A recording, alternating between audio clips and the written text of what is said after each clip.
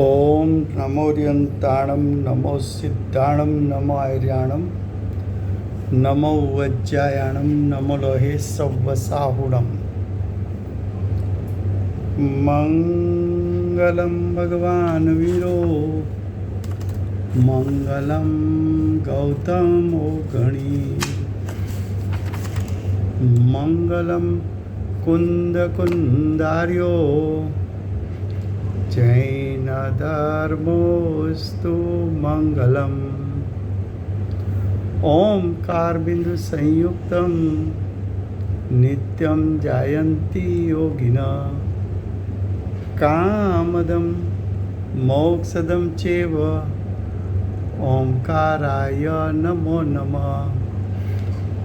अहोपकार जिनवरनो कुंदनो ध्वनि दिव्यनो जिन कुंद ध्वनि आप्या अहो आ गुरु काननो तुझ ज्ञान ध्यान नो रंग हम या दर्श रहो ओ शिव पद तक तुझ संग माता हाथ ग्रहो।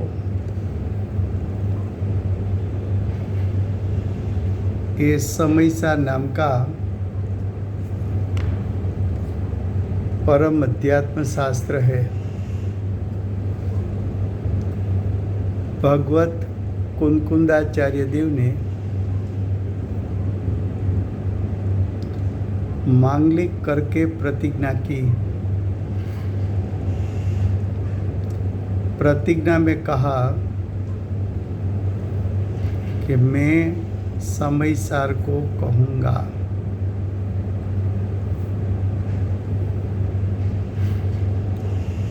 समयसार का अर्थ आचार्य भगवान ने समय का अर्थ जीव किया। जीव में सारभूत यानी आत्मा का परम पारणामिक भाव, शुद्ध भाव, उसको समयसार कहा।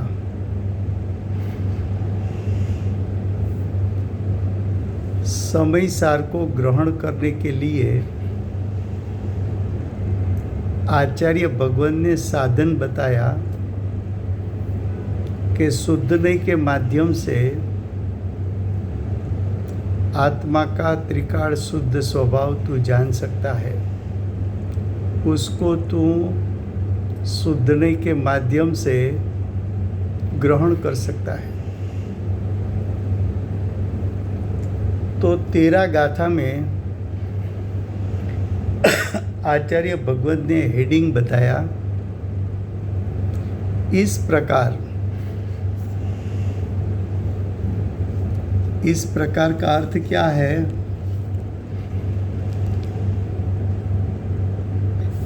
तो कि आचार्य भगवान ने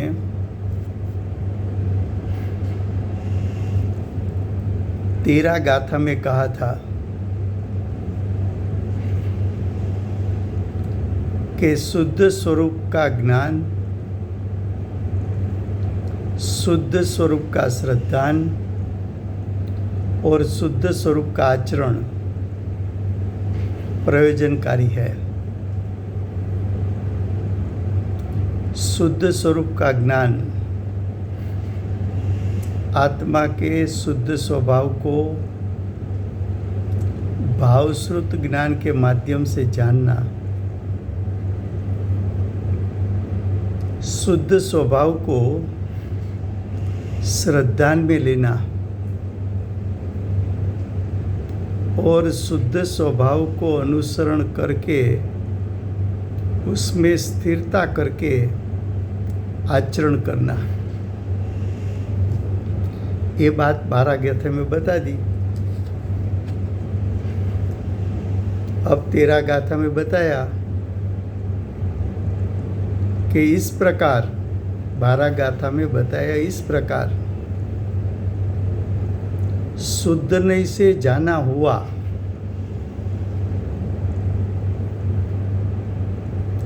शुद्धने के विषयभूत ज्ञायक को जाना, शुद्ध नहीं के विषयभूत त्रिकाल आत्मा के शुद्ध स्वभाव को जाना, उसका श्रद्धान करना, वो सम्यक्त्व है।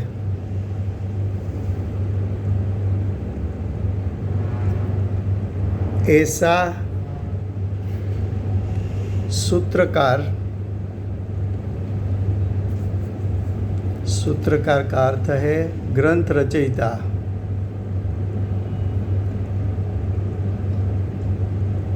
उसका अर्थ क्या है?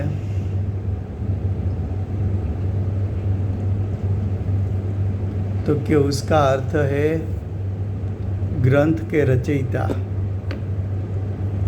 ग्रंथ के रचयिता कैसे हैं? तो कि सूत्रकार है, सिद्धांत शास्त्र की रचना की है।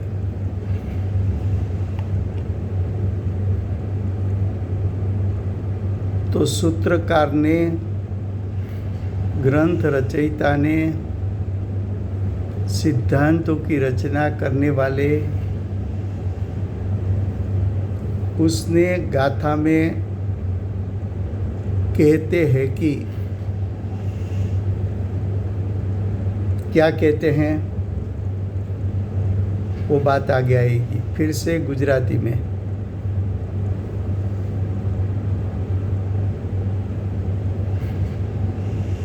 आचार्य भगवंते प्रतिज्ञा करी, हूँ समयसार ने कहीश, એટલે કે આત્માના ત્રિકાળ શુદ્ધ સ્વરૂપને કહીશ। આત્માનો ત્રિકાળ શુદ્ધ સ્વભાવ છે શુદ્ધ નહીંનો વિષય।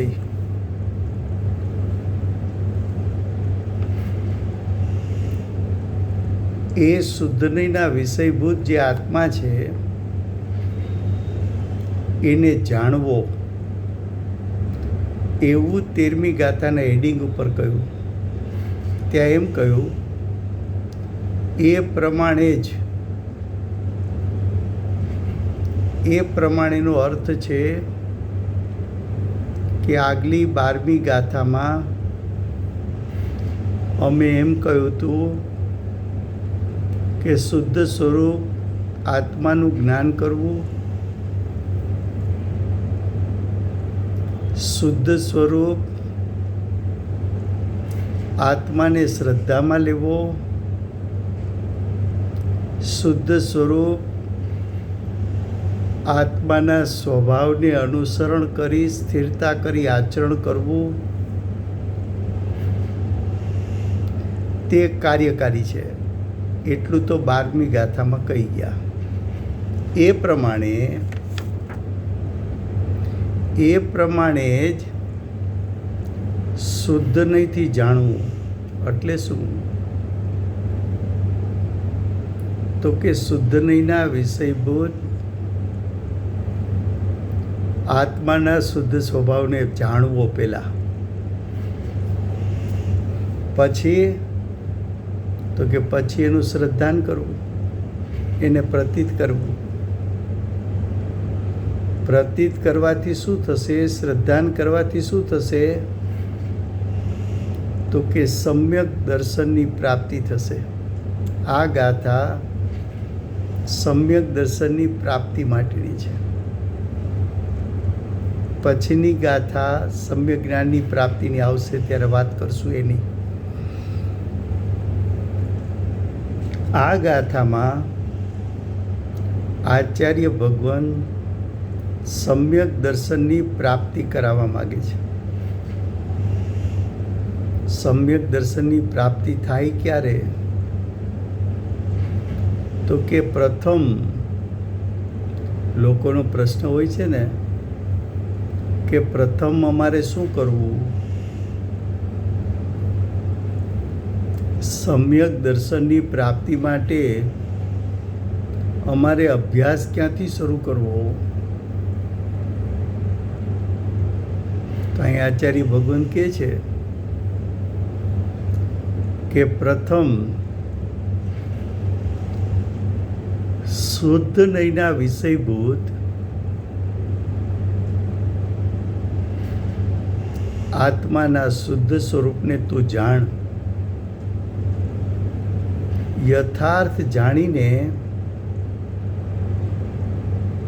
એનું તું શ્રદ્ધાન કર. એનું શ્રદ્ધાન કરવું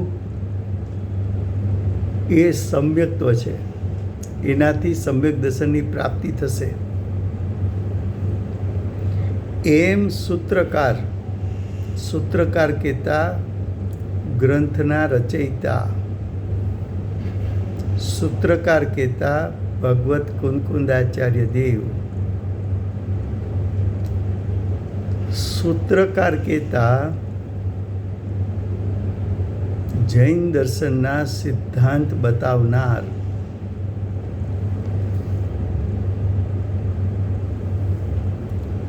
તો ગ્રંથના રચયિતા ગાથામાં કહે છે, એટલે 13મી ગાથામાં કહે છે. શું કહે છે?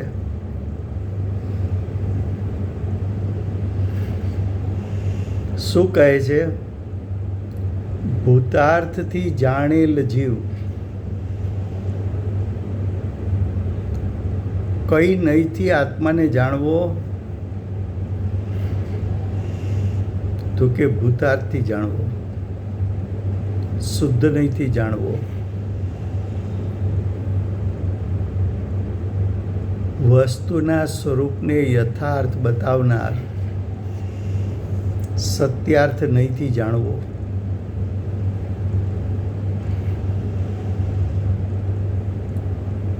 ભૂતાર્થથી જાણેલ જીવ અજીવ વળી પુણ્ય પાપને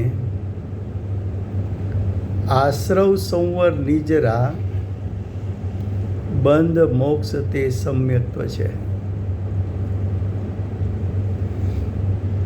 આ ગાથાને થોડું સહેલાઈથી સમજવા માટે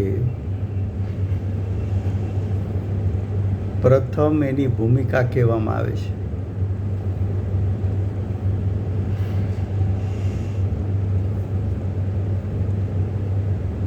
વિશ્વમાં 6 પદાર્થ છે: જીવ, પૂતગલ, ધર્મ, અધર્મ, આકાશ અને કાળ. એ 6 દ્રવ્યોમાં 6 દ્રવ્ય સ્વભાવથી પરિપૂર્ણ શુદ્ધ છે. 6 દ્રવ્યોમાંથી 4 દ્રવ્ય ધર્મ, અધર્મ, આકાશ અને કાળ એ સ્વભાવથી શુદ્ધ, એના અનંત ગુણો શુદ્ધ,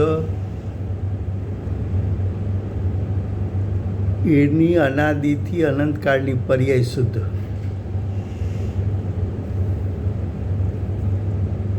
ધર્મ, અધર્મ, આકાશકાળ અશુદ્ધતા રૂપે પરિણમતા નથી. કેમ? તો કે એની પર્યાયમાં યોગ્યતા નથી, અશુદ્ધતા રૂપે પરિણમી શકે. યોગ્યતા કેમ નથી?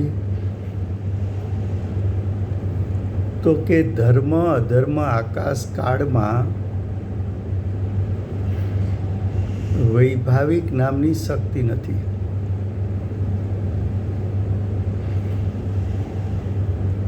જો વૈભાવિક શક્તિ હોત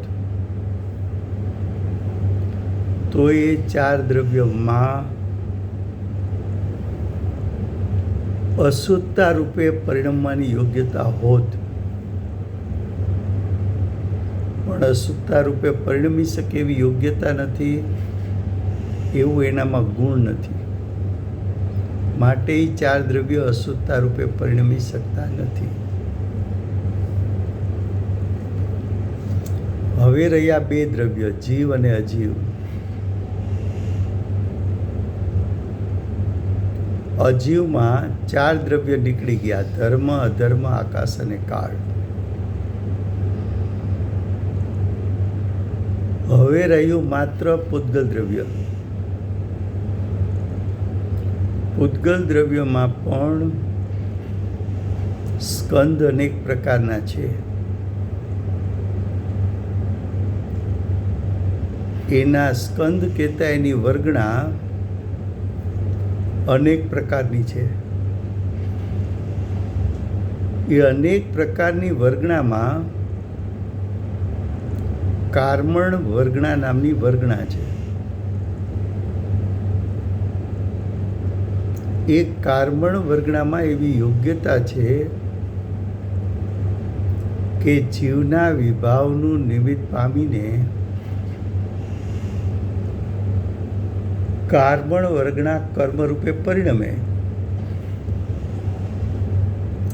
એ કર્મમાં અને જીવમાં એવી યોગ્યતા છે કે કર્મ જીવ સાથે બંધાઈ શકે, જીવ કર્મ સાથે બંધાઈ શકે. આ પ્રકારની યોગ્યતા ધર્મ અધર્મ આકાશકાળમાં નથી. તો જીવ વિભાવ રૂપે પરિણમે છે, કારણ કે વૈભાવિક શક્તિમાં ને કારણે જીવ સુત્તા રૂપે પણ પરિણમી શકે અને નૈમિતિક પરિણામ રૂપે પણ પરિણમી શકે. નૈમિતિક પરિણામ એ અશુદ્ધ પરિણામ છે. કર્મનો ઉદય આવે એમાં જોડાઈ જવું એ નૈમિતિક પરિણામ. તો કર્મના ઉદયમાં જોડાવાથી જીવની સત્તામાં પુણ્ય પાપ આશ્રવ બંધ ઉત્પન્ન થાય છે. મોહ રાગ દ્વેષ ઉત્પન્ન થાય છે.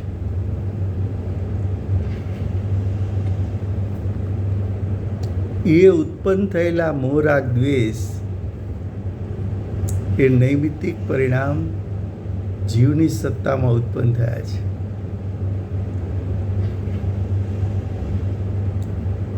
એ જ પ્રકારે કાર્મણ વર્ગણામાં એવી યોગ્યતા છે કે અશુદ્ધતા રૂપે પરિણમી શકે. અશુદ્ધતા રૂપે કાર્મણ વર્ગણા ક્યારે પરિણમે?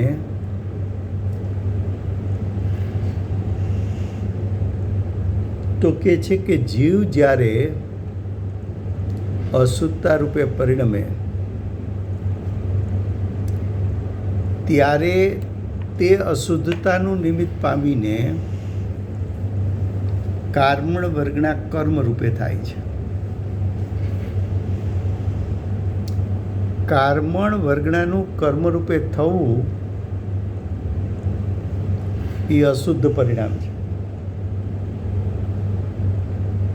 એ કાર્મણ વર્ગણાનું નૈમિતિક પરિણામ છે, કારણ કે એમાં જીવના વિભાવનું નિમિત્તપણું છે. તો જીવ અજીવ 6 દ્રવ્યોમાંથી 2 દ્રવ્ય એવા છે કે 2 પરસ્પર નિકટનો સંબંધ ધરાવે છે.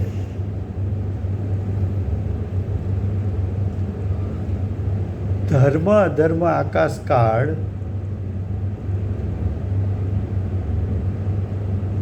આત્માના ક્ષેત્રે રહેતા હોવા છતાં ધર્મ અધર્મ આકાશકાળ વિભાવ રૂપે પરિણમન નહીં થતું હોવાને કારણે જીવ ધર્મ અધર્મ આકાશકાળ સાથે બંધાતો નથી. ધર્મ અધર્મ આકાશકાળ જીવ સાથે બંધાતા નથી.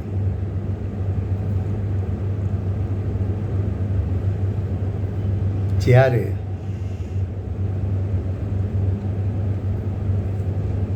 જીવ કર્મ સાથે બંધાય છે,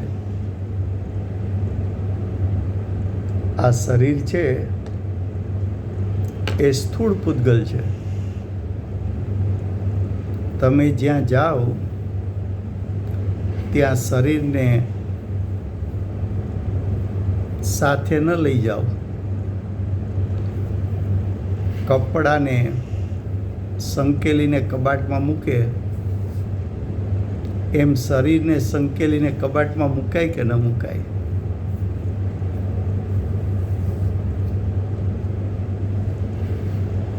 તો કે એવું ના થઈ શકે. કેમ ના થઈ શકે? તો કે આયુષ્કર બચે ત્યાં સુધી જીવ શરીર સાથે બંધાયેલો રહે છે. જેમાં સ્થૂળ શરીર સાથે જીવ બંધાય છે તો જીવ સૂક્ષ્મ સ્કંદો સાથે પણ બંધાઈ શકે. તો કર્મો સાથે જીવ બંધાય છે. તો જીવ અને અજીવને, અજીવમાં પૂતગલને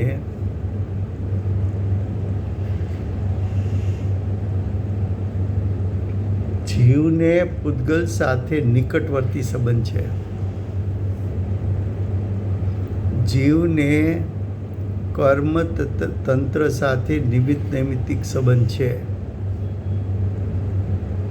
એ નિમિત્ત નૈમિત્તિક સંબંધને કારણે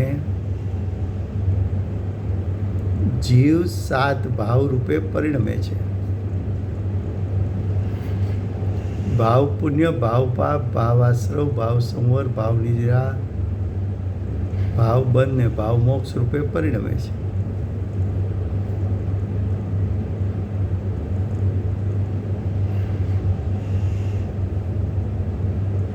એમ જીવના વિભાવનું નિમિત્ત પામીને કર્મતંત્ર પણ 9 પ્રકારે પરિણમે છે.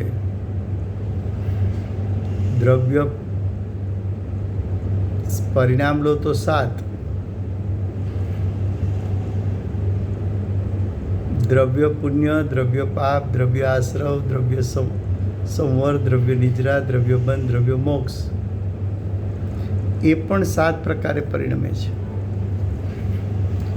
આવો સંબંધ 6 દ્રવ્યોમાં માત્ર ને માત્ર જીવ પૂતગલ વચ્ચે છે, કારણ કે બંનેમાં વૈભાવિક શક્તિ છે.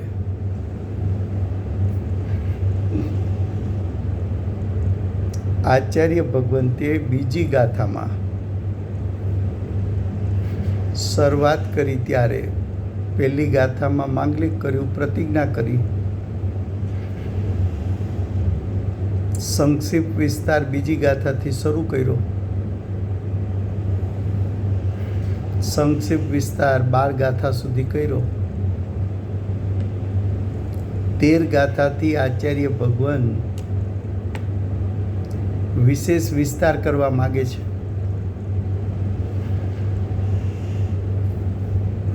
બીજી ગાથામાં તો એટલું જ આચાર્ય ભગવંતે કહ્યું હતું કે જીવ સ્વસમય અને પરસમય રૂપે પરિણમે છે.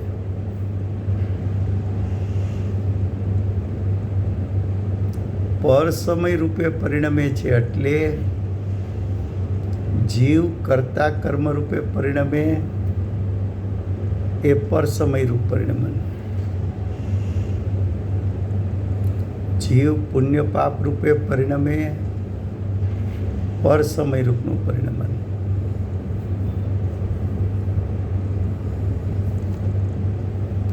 જીવ આશ્રવ રૂપે પરિણમે પરસમય રૂપનું પરિણમન. જીવ બંધ રૂપે પરિણમે પરસમય રૂપનું પરિણમન. જીવ સ્વસમય રૂપે પરિણમે તો સંવર રૂપે પરિણમવું સ્વસમય, નિજરા રૂપે પરિણમવું સ્વસમય,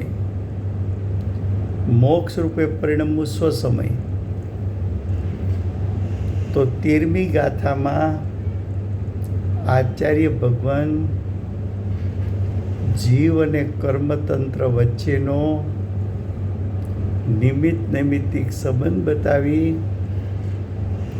જીવના 7 પરિણામ કર્મ સાપેક્ષ બતાવવા માગે છે. પૂતગલના 7 પરિણામ કર્મતંત્રના 7 પરિણામ એ જીવની સાપેક્ષતાથી બતાવવા માંગે છે. તો આચાર્ય ભગવાન સ્વસમય પરસમયનો થોડો વિસ્તાર કર્યો. હવે એમાં આચાર્ય ભગવાન એમ કહે છે કે જ્યારે તું કર્તા કર્મ રૂપે પરિણમે, પુણ્ય પાપ રૂપે પરિણમે, આશ્રવ રૂપે પરિણમે કે બંધ રૂપે પરિણમે, તારી દશામાં એવું પરિણમન થતું હોવા છતાં એ પરિણામમાં છુપાયેલું આત્માનું શુદ્ધ સ્વરૂપ છે. એ શુદ્ધ સ્વરૂપને તું દ્રષ્ટિમાં લે તો તને સમ્યક દર્શનની પ્રાપ્તિ થઈ શકે છે.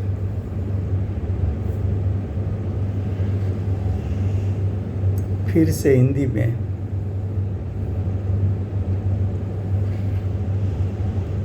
तेरहवीं गाथा से आचार्य भगवान समय सार का विस्तार शुरू करते हैं. 2 गाथा से 12 गाथा तक भूमिका की गाथा थी. भूमिका की गाथा थी जिसको पीठिका भी कहने में आता है, उसको संक्षेप विस्तार भी कहने में आता है.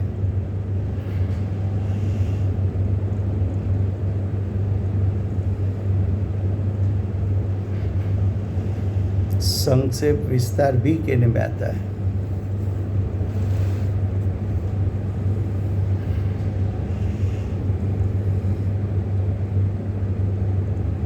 अब देखो, 6 द्रव्य में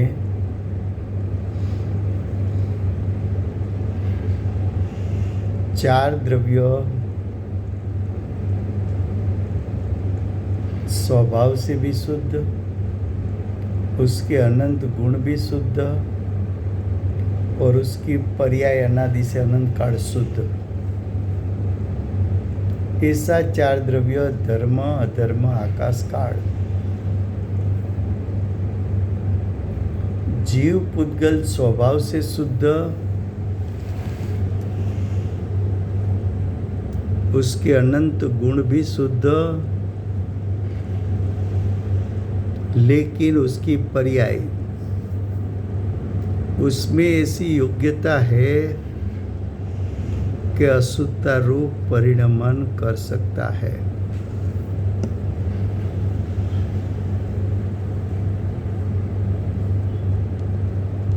तो देखो,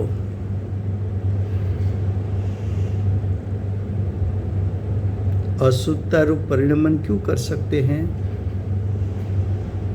तो क्या 2 द्रव्य में वैभाविक नाम की शक्ति है.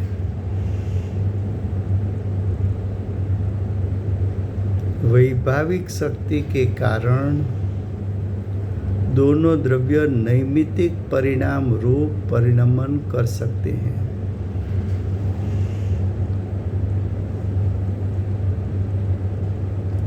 नैमित्तिक परिणाम रूप परिणमन करेंगे तो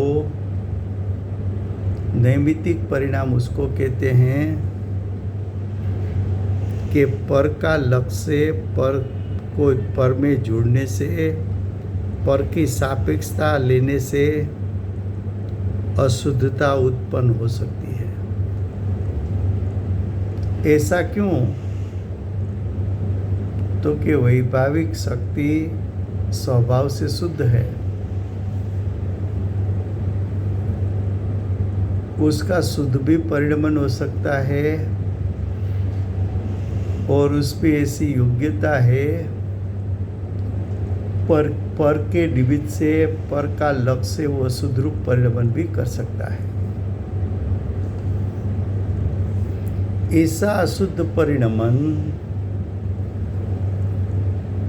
6 द्रव्य में से सिर्फ जीव पुद्गल में हो सकता है। जीव पुद्गल में ही क्यों होता है? दूसरे 4 द्रव्य में क्यों नहीं होता है? तो के 2 द्रव्य में वैभाविक शक्ति के कारण ऐसी योग्यता है कि वो विभाव रूप परिणमन कर सके। जब वो विभाव रूप परिणमन करेंगे तभी भी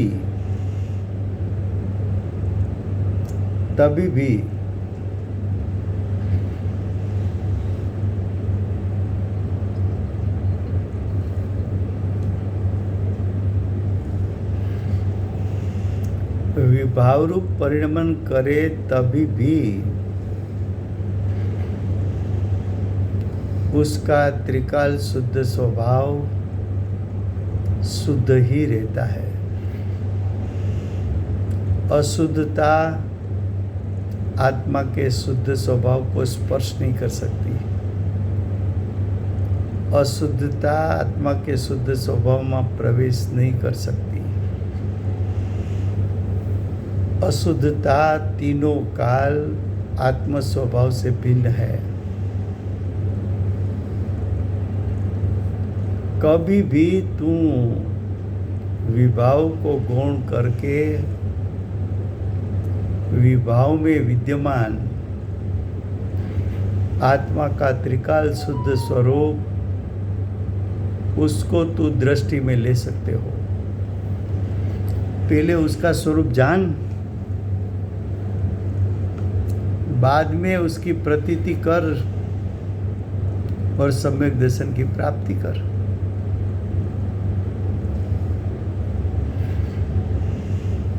तो के देखो, कर्म का उदय आया, उदय में जुड़ जाना और जीव की पर्याय में अशुद्धता की उत्पत्ति होना, तो जीव की पर्याय में अशुद्धता प्रकट हुई। ऐसी अशुद्धता जीव उत्पन्न कर सके ऐसी उसमें योग्यता है।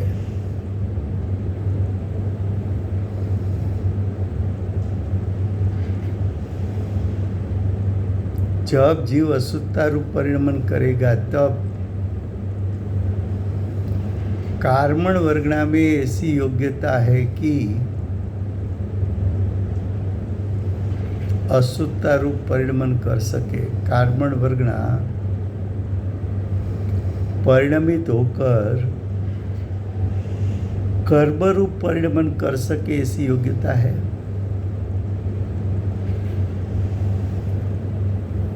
दूसरी गाथा में तो आचार्य भगवान ने जीव का परिणाम 2 ही बताया था, स्वसमय और परसमय। 2 परिणाम में से उसका विस्तार करके यहाँ आचार्य भगवान ने 7 परिणाम बताया। जीव का 7 परिणाम: भाव पुण्य, भाव पाप, भाव आश्रव, भाव संवर, भाव निजरा, भाव बंध, भाव मोक्ष। कर्म तंत्र का भी 7 परिणाम बताया। द्रव्य पुण्य, द्रव्य पाप, द्रव्य आश्रव, द्रव्य संवर, द्रव्य निजरा, द्रव्य बंध, द्रव्य मोक्ष।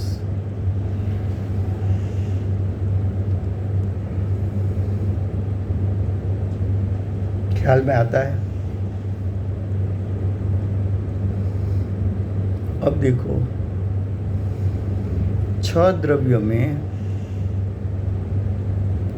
निकटवर्ती संबंध जीव को पुद्गल के साथ है। पुद्गल में कर्म के साथ ज्यादा नजदीक का संबंध है।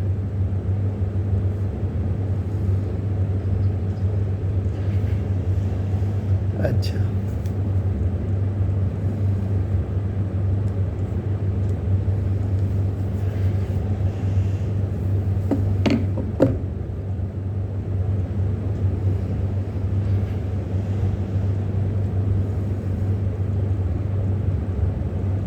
तो अब देखो कि जो जीव का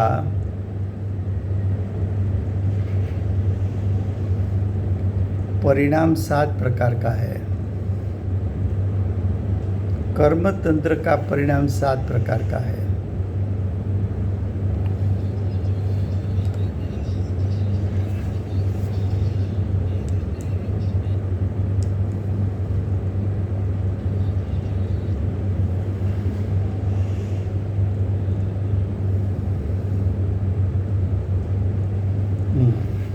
देखो दोनों के परिणाम 7 प्रकार के हैं।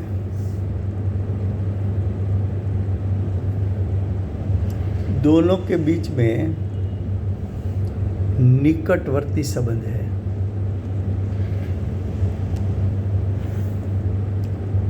जीव धर्म अधर्म आकाश काल एक क्षेत्र पर रहते हैं,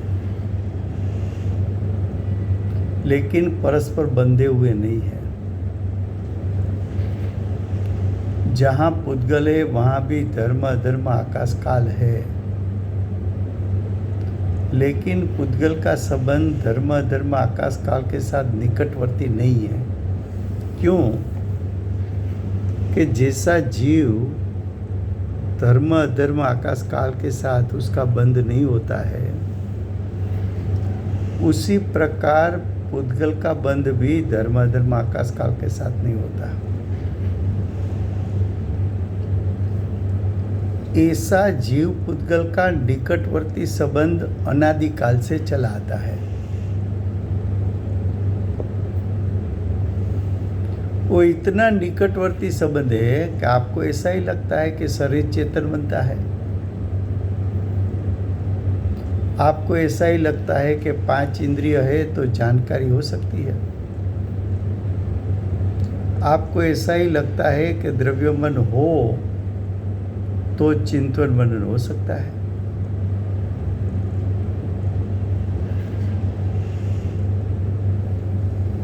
शरीर चेतन बनता है क्या? मरण के समय मरण हुआ तो शरीर तो यहाँ रहा। अब शरीर आपको चेतन बनता लगता है कि अचेतन लगता है? तो जो मुर्दा अचेतन है, वही मुर्दा वाला शरीर तेरा था, तेरे साथ उभय बंध को प्राप्त था, तभी भी मुर्दा ही था, अचेतन ही था, जीव ही था, स्पर्श रस गंध वर्ण वाला ही था, रूपी ही था। लेकिन जीव और शरीर का निकटवर्ती संबंध के कारण तेरा ज्ञान अज्ञान रूप हो गया, तेरा अभिप्राय मिथ्या हो गया, तेरा आचरण विपरीत हो गया।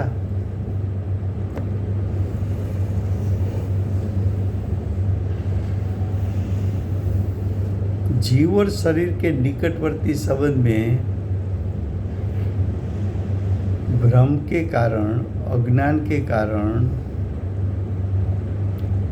तुझे ऐसा लगता था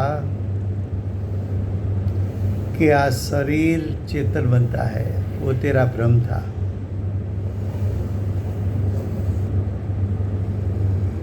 ये शरीर में जब तक आत्मा है तभी भी आत्मा चेतन बनता है, शरीर अचेतन है।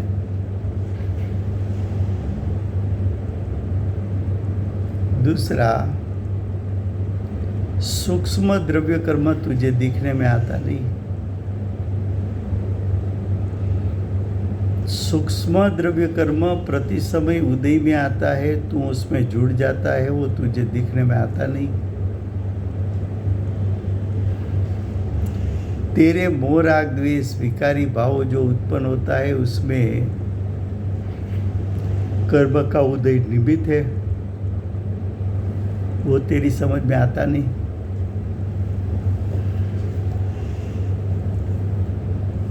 वो तेरी समझ में आता नहीं।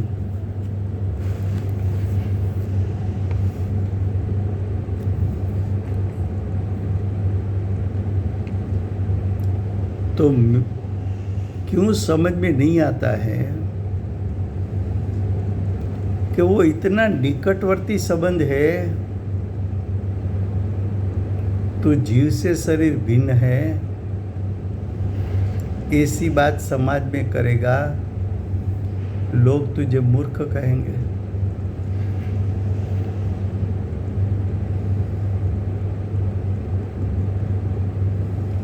तुझे कभी भी ये मालूम नहीं है, तूने सिर्फ जीव का विकार विभाव का आस्वाद लिया,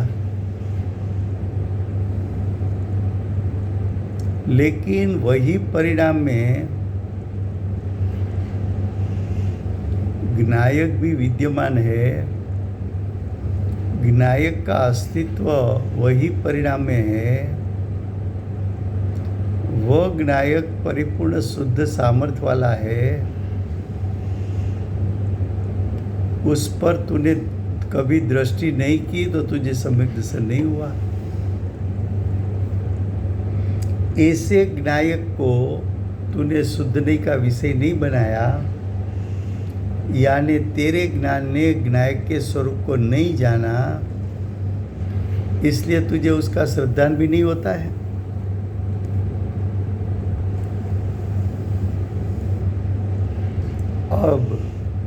अब 6 द्रव्य में से 4 द्रव्य से तू भिन्न है,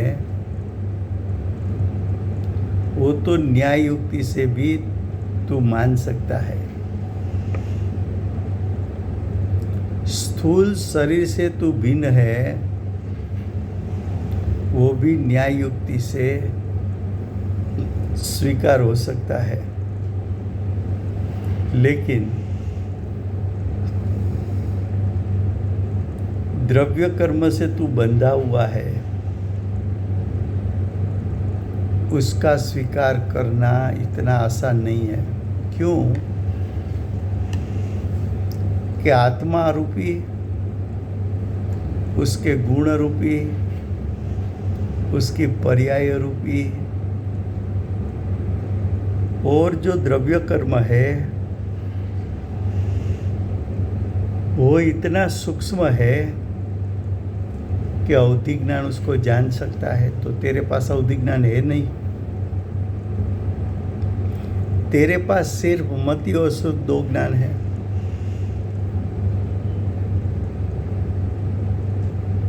तो कर्म से भिन्न मेरा आत्मा है, कर्म से भिन्न मेरी सत्ता है, कर्म से भिन्न मेरा आत्मा का शुद्ध स्वभाव है।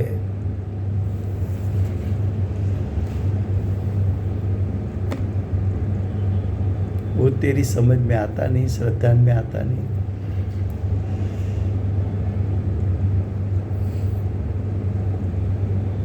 इतना निकटवर्ती है। आपको मालूम है अब्रक होता है, उसमें एक से ज़्यादा पड़ होता है, लेकिन वो इतना पतला होता है कि 2 पड़ भिन्न करने में तुझे सावधानी रखनी पड़ती है। सावधानी नहीं रखेगा तो अब्रक का एक पड़ भिन्न करने की कोशिश करेगा तो बीच में टूट जाएगा।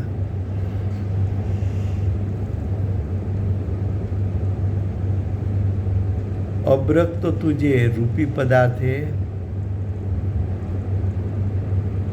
उसका तू ज्ञान कर सकता है, प्रत्यक्ष 5 इंद्रिय के माध्यम से देख सकता है।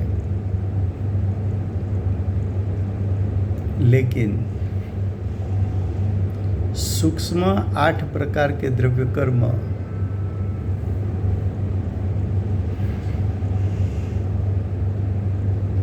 तेरे ज्ञान में ही नहीं आता, क्योंकि तेरे पास अवधि ज्ञान नहीं है।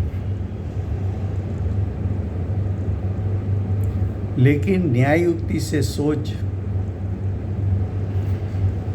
तो द्रव्य कर्म की उपस्थिति है, ऐसा न्याय युक्ति से तू सिद्ध कर सकता है। क्योंकि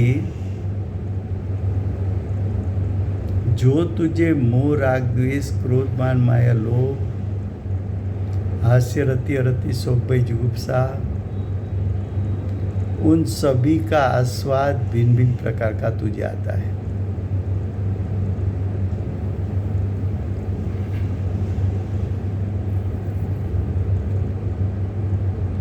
ये भिन्न भिन्न प्रकार का आस्वाद आता है।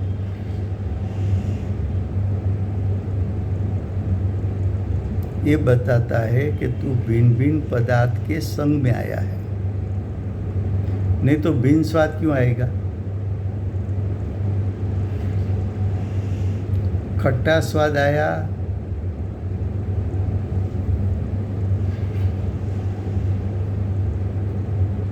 स्पाइसी स्वाद आया, नमक का स्वाद आया, तो तू भिन्न भिन्न पदार्थ के संग में है। क्रोध का स्वाद आया, मान का स्वाद आया, माया का स्वाद आया, लोभ का स्वाद आया, मोह का स्वाद आया, राग का स्वाद आया, द्वेष का स्वाद आया, हास्य का स्वाद आया, रति का स्वाद आया, अरति का स्वाद आया। भिन्न भिन्न स्वाद है, तो तेरा आत्मा भिन्न भिन्न पदार्थ के संग में आया है।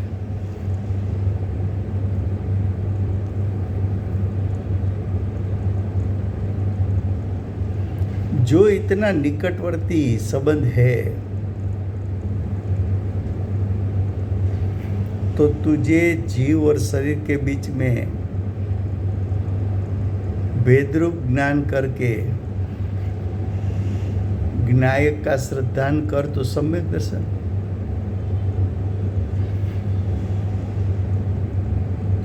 आत्मा का शुद्ध स्वरूप से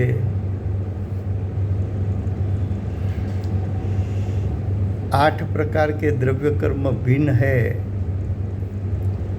ऐसा ज्ञान करके विनायक का श्रद्धान कर ले तो सम्यक दर्शन। आत्मा स्वभाव से शुद्ध है और पर्याय में मोह राग द्वेष है, तो स्वभाव और विभाव में भिन्नता है। उसका यथार्थ स्वरूप समझकर उसका ज्ञान करके विभाव को गौण करके विनायक के शुद्ध स्वरूप का आश्रय ले ले, उसका श्रद्धान कर ले तो सम्यक दर्शन।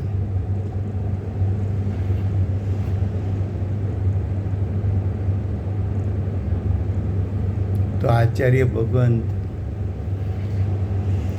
ये गाथा में तुझे सम्यक दर्शन प्राप्त कराना चाहते हैं। देखो, ये गाथा को पहले सरलता से समझने के लिए हम प्रथम भावार्थ लेंगे, बाद में टीका लेंगे। देखो उसका भावार्थ। आ नव तत्व में नव तत्व એટલે જીવ અજીવ, પુણ્ય પાપ, આશ્રવ, સંવર નિદ્રા, બંધ અને મોક્ષ। આ નવ તત્વમાં શુદ્ધ નહીંથી જોઈએ તો આ નવ તત્વનું યથાર્થ જ્ઞાન કરીએ तो शुद्ध नैना विषयभूत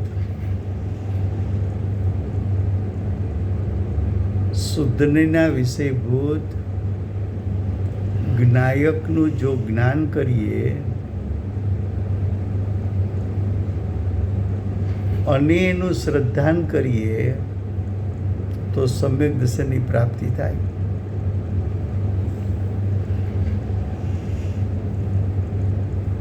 जीव पुण्य रूपे परिणमे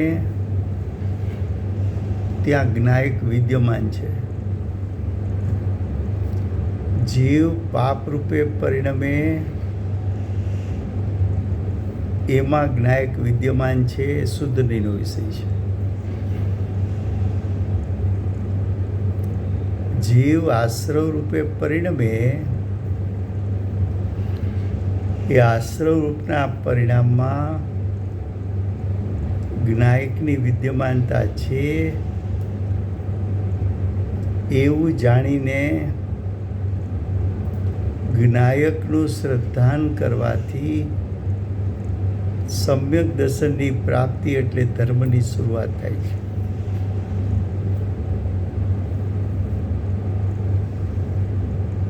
બંધ તત્વમાં પણ છુપાયેલું, બંધ તત્વમાં રહેલો જ્ઞાયક આત્માનો શુદ્ધ સ્વભાવ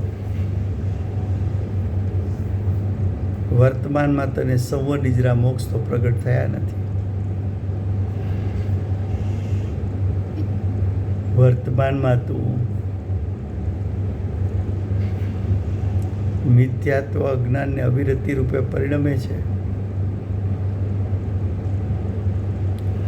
વર્તમાનમાં તું કરતા કર્મ પુણ્ય પાપ આશ્રવ બંધ રૂપે પરિણમે છે.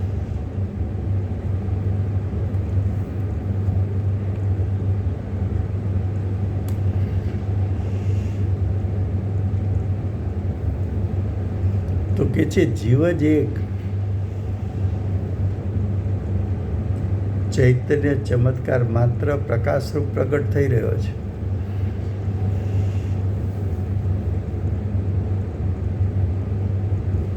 તે સિવાય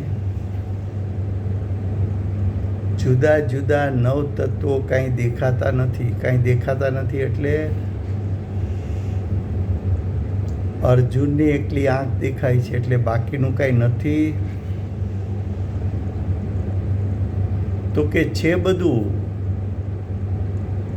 પણ મારા માટે પ્રયોજનભૂત પક્ષીની માત્ર આંખ છે.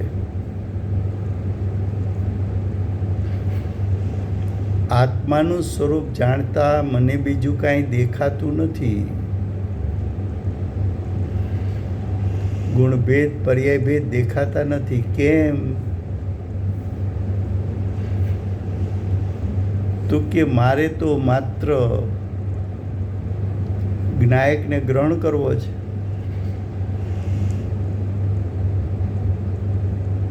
તો હું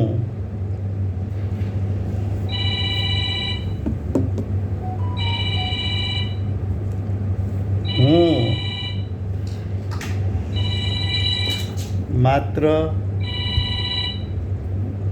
જ્ઞાયકને ગ્રહણ કરું.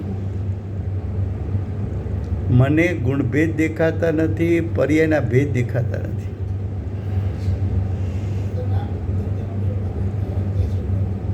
क्या कहा? फिर से हिंदी में भावार्थ. ये नव तत्व में नव तत्व है, लेकिन इसको दो दृष्टि से देख सकते हो. शुद्ध नहीं से देखो या व्यवहार नहीं से देखो. व्यवहार नहीं से देखोगे तो नव दिखने में आएगा. शुद्ध नहीं से देखो तो सभी तत्व में विद्यमान विद्यमान विद्यमान विद्यमान विद्यमान ऐसा ज्ञायक दिखने में आएगा. सिर्फ ज्ञायक का स्वरूप पहले उसको जान, बाद में उसकी श्रद्धान कर तो सम्यक दर्शन की प्राप्ति है.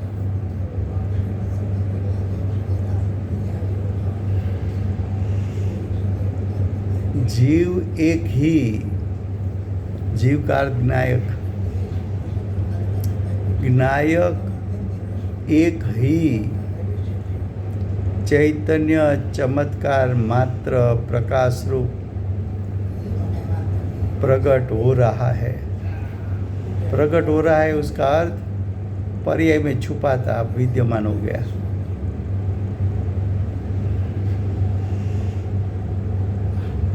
उसके अलावा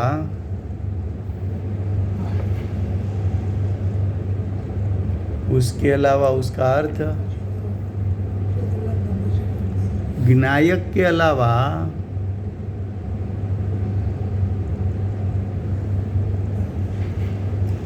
भिन्न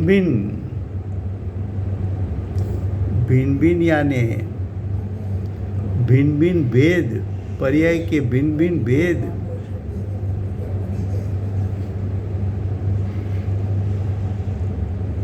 वो 9 तत्व में हमें कहीं दिखने में आता नहीं, क्योंकि जब चिंतन मनन किया तो चिंतन मनन में भी, सविकल्प दशा में भी भेदों को गौण करता गया,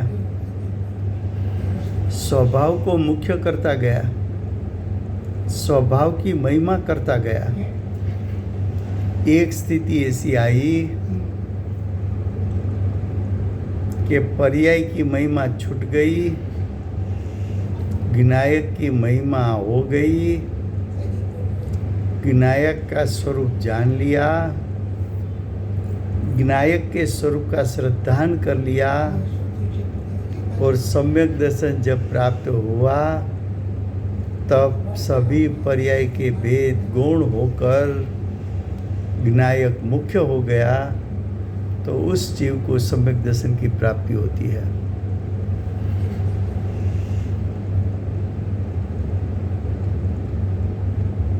आगे कहते हैं, जहाँ तक इस प्रकार के जीव तत्व का जानपना जीव को नहीं है, तब तक तो व्यवहार दृष्टि है। व्यवहार दृष्टि का अर्थ है भेद दृष्टि।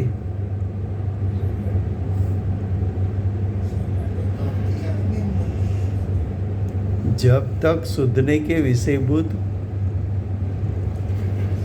ज्ञायक को जाना नहीं, ज्ञायक को श्रद्धान में लिया नहीं, तब तक तो तेरी दृष्टि भेद पर है, विकल्प पर है। यहाँ पर्याय का भेद की बात है, आगे गुण भेद की भी बात बताएंगे।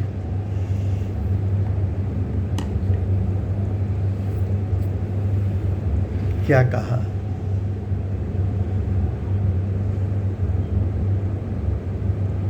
जीव तत्व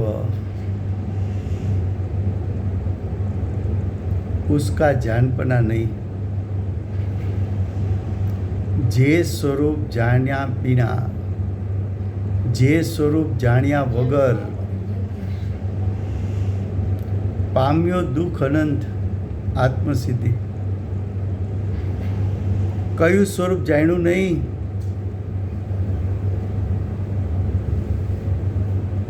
મારો આત્મા પરિપૂર્ણ છે, શુદ્ધ છે, શક્તિરૂપ સામર્થ્યવાળો છે,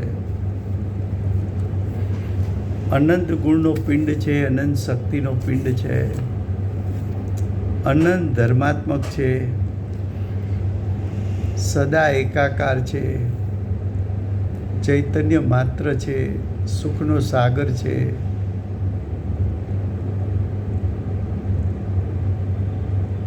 એવું સ્વરૂપ તે ક્યારેય જાણ્યું નહીં। ત્યાં સુધી તારી દ્રષ્ટિ વ્યવહાર દ્રષ્ટિ છે, એટલે કે તારી દ્રષ્ટિ ભેદ ઉપર છે।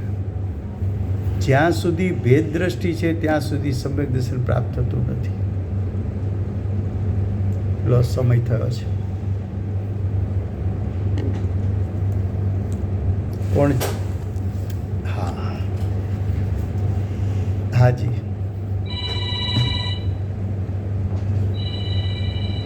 हाँ हाँ हाँ हाँ, प्रताप છે ગુરુદેવનો, જો માતાજીનો। હા, લો જય બોલાવો।